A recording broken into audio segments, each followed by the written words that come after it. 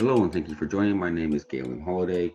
I am part of the Aether team over at Hadean, and we have designed the Hadean platform with the Aether Engine, which is a simulation application that helps people create and build large world simulations, whether it's in gaming, events, synthetic training, and other areas.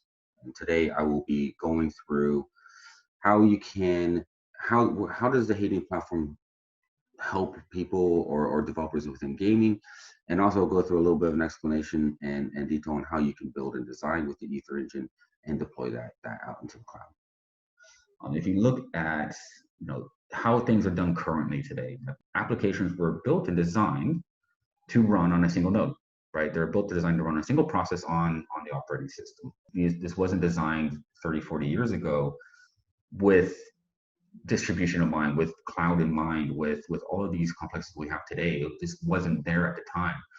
And so now we're running into this problem in terms of how can you take these applications, run across multiple servers, and utilize the resources that we have within there. And if you look at it from the gaming stack, you have a lot of different things to make everything connect together, right?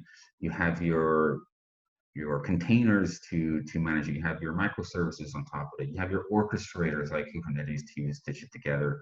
You have middleware out there to manage it, and it just creates things just slow down, right? It also means that there's a lot of people involved to stand this stuff up, right? To manage it, to operate it, to maintain it.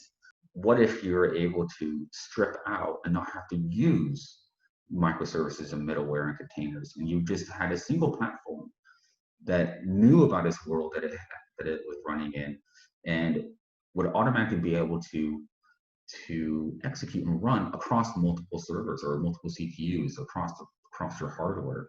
And what if that meant that then all you had to worry about was actually designing and building your application, so you can put in strong process isolation to manage memory and how things are being allocated and executed. The Hadean platform itself is sitting as close to the system or the hardware as possible as you can get. It's bringing in the Hadean process model that's managing the distribution and execution of stuff. It's allowing you to quickly deploy either locally or up into the cloud very easily. And for us, it doesn't matter whether it's local or in the cloud, because it's built on the same process model. It's built on the same platform. So it's going to run the same, whether it's on one server, 2, 3, 10, it doesn't really make a difference to us. We got the Aether Engine from a simulation perspective, and then we have the MUXER from a networking perspective. So if you look at the Aether Engine is built on top of a octree data structure.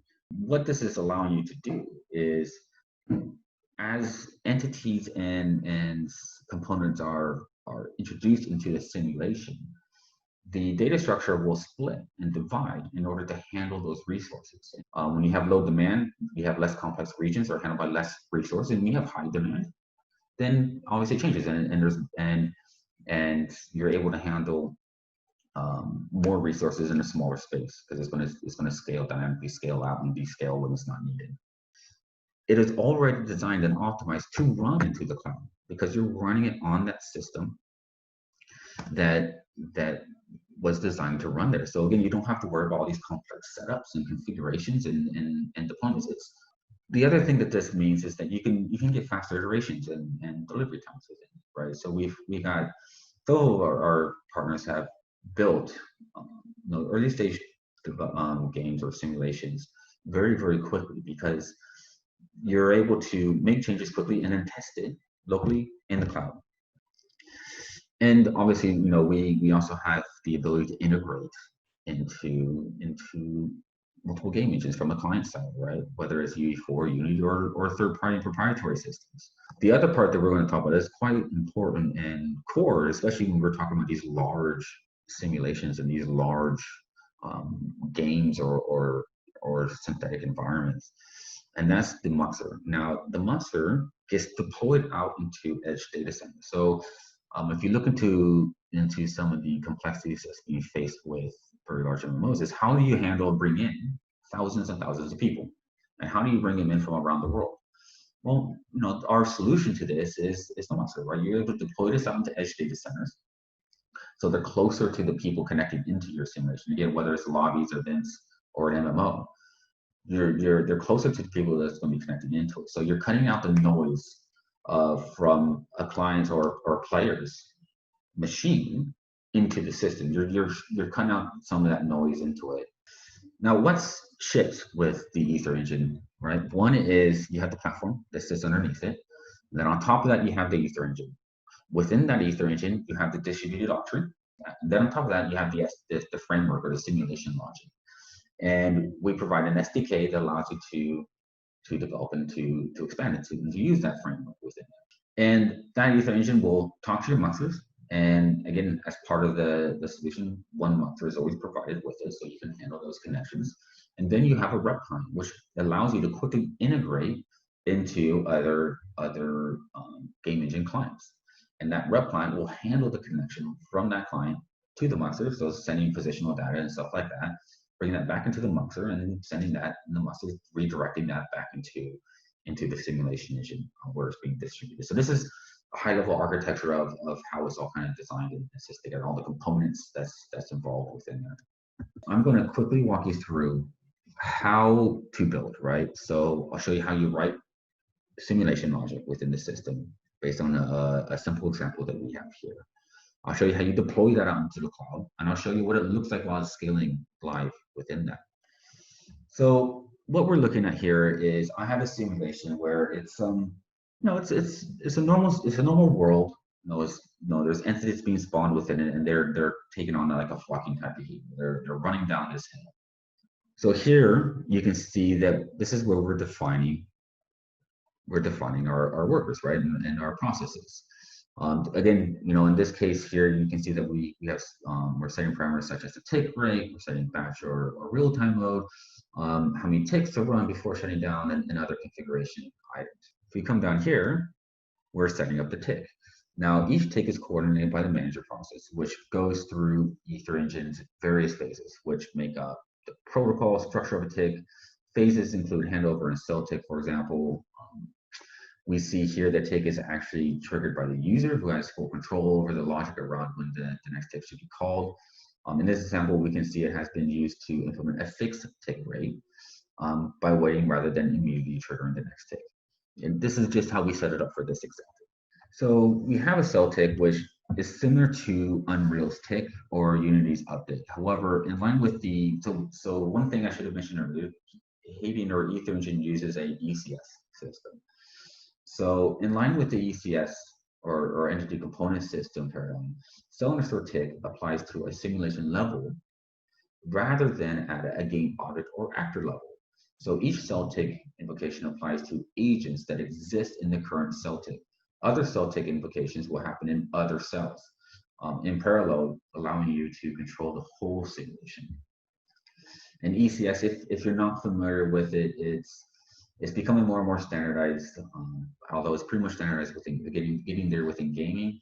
But it brings better benefits in terms of performance, parallelization, maintainability, stuff like that. So this is the reason why we're using an ECS system within there. Let's see how we define an entity, and then how can we add components into that. So entities are containers for components, which is typical for an ECS approach. There are systems which apply effects to entities via the components. Each system iterates over these components and carries out updates. For example, here we're adding, the C-based components. So here we're adding the C-based component to add just basic capabilities for distributing the entity. The entity ID, the handover radius. This is necessary to accurately move the entity between servers within a distributed operating system. So this is how you set it up to be able to handle that. Next, we add other component types, right? So for example, physics. You may want to add some physics capabilities to your entities. So here we're bringing in that component. On this case, we're putting it onto our entity to react and cause effects into the world, right? It's like a pushing physics in this example. The next one is that you may want to include behaviors. In our case, we added in like a flocking behavior, and I'll go a little bit into that a little bit later. But now we have to take these entities and really add it into the system, right? We need to include it in there. So each of these entities contain like the CR component, it exhibits the behaviors, This is achieved within this system, and we can dive into give you a better understanding. Here on this component, now we saw that we added it to our entity already. Here's where we're defining that. And again, this is a general flocking behavior that we've added into it. So everything's going to kind of group together and come down into this hill in mass across it all. And so now you can see that we've added that component into our entity, and we define the components, we define the entity, we define the behavior of how it's going to be doing. Now we have to add it into the system. So now we need to initialize it, right? And there's a couple of places where you initialize it. One is you first have to initialize your world, for example, right? So here we have to initialize the world, and we do this, in the very beginning, right? So initialize world is run only once per simulation. It starts and sets up the initial conditions where the entities first spawn. The next part then is you have to initialize the cell, right? And we talked about this a little bit earlier as well, where we need to initialize the cells based on, because we're a distributed system, right? So the initialized cell is roughly equivalent to the start and update, or the Unity start and Unreal's begin play. But again, it's acting at simulation level rather than an actor level. Below, you can see the systems being registered with the Aether Engine, which will then be taken by the engine accordingly. The initialized cell will be called in each cell to set up, kind of per cell data state like ECS type stuff. So we now have the basics of the simulation. There are a couple of other important features to cover before we start, but this is the basics of it, right? We define the system, how it's going to behave, tick rates, workers, and that's going to get distributed across the world. We define how to define an entity, then adding components and behaviors to that entity, and then we brought it into the world, right? We have to initialize the world initially the first time, and then we have to initialize and update cell repeatedly over and over again, because this is how you update it from a distributed perspective. We're going to go a little bit more into spawning the players and the entities, and because now that we have everything initialized, we have to spawn it and get it out there. Here's where we're going to initialize the orgs, or spawn them. So this is done within the world.hh file here, which creates player characteristics. So here's where we're using the function create update set. And it's a set of modifications to be applied to the ECS. Then we also are using the new entity logo here, so we're updating. And the components of the entity are created within the create component, which is done here, right? And this is now spawning everything within the world. The next part on this now would be, we need to connect it into a client, right? The Aether Engine provides what is called a graph client. Set of libraries allows you to put that inside your client, and it will manage the connection between the client into the MUXER back into the engine. And this is done here within the Brett client on here. And so this is where you're setting up the integration into your client. Again, we have one for Unity, Unreal, and this also can be used for third-party proprietary clients. Again, we ship with our generic netcode. And here we've put in a slight modification on our generic netcode, so we just added in some radiuses on it in this case. But what's important to understand about our generic netcode is that it's, the interest policy or net relevancy helps optimize the bandwidth and compression. And you can also bring in open source libraries for compression if you want to do that as well. You don't have to use what we ship with. And it connects to the MUXER. The MUXER will communicate to the player inputs back into the rep client. And when we brought in our generic netcode and we were doing our scale tests with this, we saw reductions of between 97 and 98% range in terms of bandwidth usage. We ship with our generic netcode, but as you can see, it's completely open to being customized and to being changed based on your game time. So how does it actually look when you deploy it? So we have our netcode in here. We have our clients set up here. I'm loading in my assets in my cell data. We have an asset store. This is what loads in the assets into the simulation that's being done there. At the moment, I have mine set up and stored up in the cloud. So all that's really left is to really just deploy it. Now, again, we talked a lot about local versus cloud. If I want to deploy this locally, all I have to do is just take off my cluster. If I wanted to put it into cloud, all I have to do is just add my cluster.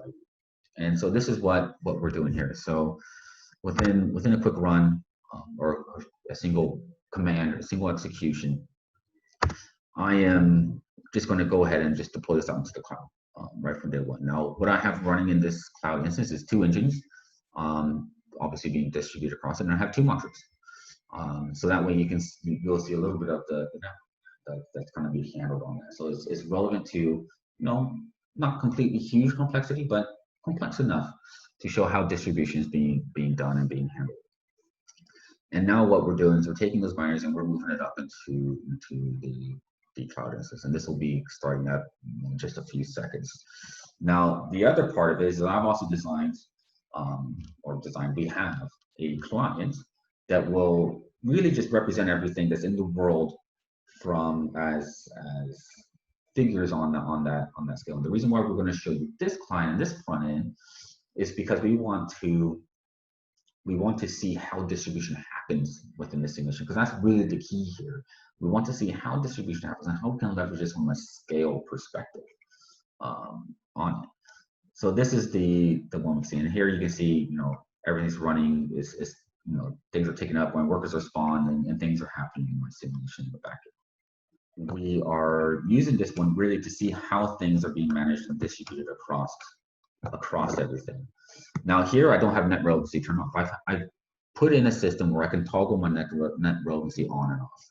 So now I'm seeing it without net relevancy. I'm seeing everything within my world. And again, if we look at this from this perspective, you can see how things are higher and lower than each other. That's because in the acid, they're actually on top of a mountain and they're running down the hill and coming at each other. So you can see everything kind of flocking down and coming at each other. And as they're moving, you're seeing the cells scaling out and descaling based on the resources needed and entities coming across, right? So you're automatically seeing how that's being done. Now, again, we don't want to necessarily send all of this data across it, right? My player does not need to see all of this stuff. It's just not relevant to it. So why don't we toggle on some net relevancy? And here, what we've done is we toggle on that net relevancy. Now you can see that I'm only now receiving these entities that's closest to me. And if I move closer to it, now all of a sudden I can see these, and fewer from further away, I can no longer see. And that means that I'm optimizing my bandwidth in my PCI. And it's flashing red and green because these are the tick updates in the cells.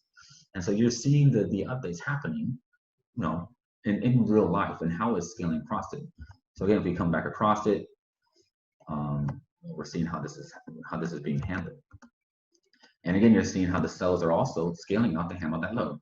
And again, this is running across 2 servers, completely distributed. This is how you can leverage